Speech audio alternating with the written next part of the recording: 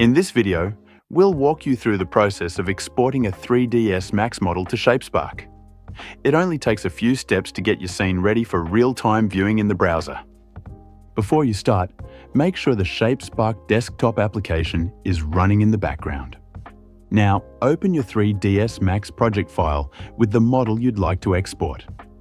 From the top menu, open the Shapespark drop-down and click Export to Shapespark to launch the export dialog. Now, configure the export.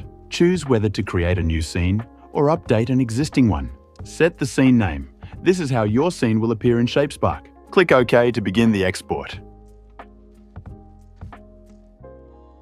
This process may take a moment depending on your scene's size.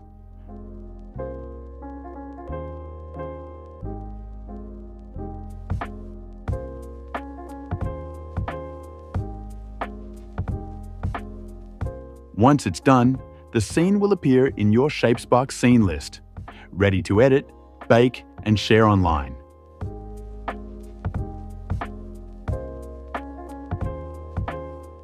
And that's it! You've successfully exported your 3ds Max model to Shapespark.